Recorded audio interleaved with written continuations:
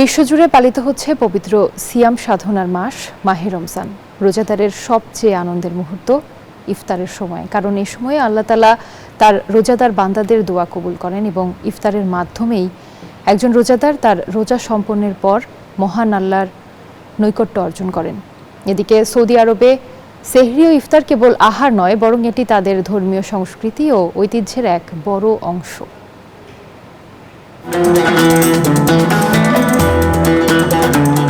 সেহরি ও ইফতার রমজানের গুরুত্বপূর্ণ ও বরকতপূর্ণ দুই খাবার। পুরো দিন রোজা রাখার পর সন্ধ্যাবেলায় ইফতার করা হয়। রোজা শুরু করার জন্য ফজরের আগে করা হয় সেহরি। মহামান্বিত রমজান মাস পালনে সৌদিতে মাস দুয়েক আগ থেকেই চলে প্রস্তুতি। একে অপরের দেখা হলে শাহরু আলাইকা মোবারাকা বলে কুশল বিনিময় করেন। রমজান উপলক্ষে বিভিন্ন কোম্পানির জিনিসে থাকে বিশেষ ছাড়। নিত্য প্রয়োজনীয় দ্রব্যের মূল্য থাকে হাতের নাগালে। ওদের স্বপ্ন পূরণে পাশে থাকতে পেরে আমরা গর্বিত। সৌদি আরবের ইফতার আয়োজন বেশ জাঁকজমকপূর্ণ।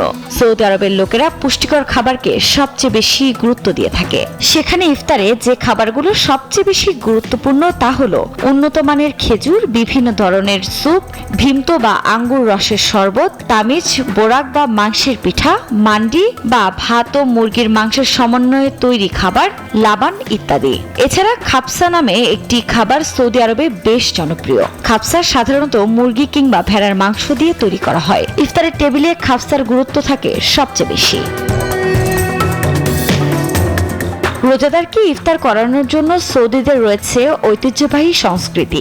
ইফতার করানোর জন্য রাস্তার মোড়ে মোড়ে এবং মসজিদে মসজিদে স্থাপন করা হয় শীতাতাপ নিয়ন্ত্রিত বিশেষ তাঁবু।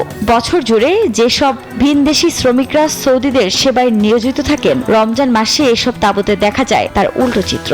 মেহমান হয়ে বসে থাকেন বিভিন্ন দেশ থেকে আসা কর্মীরা, আর খাদেমের মতো তাদের সামনে ইফতার বিতরণের কাজ করেন সৌদিরা।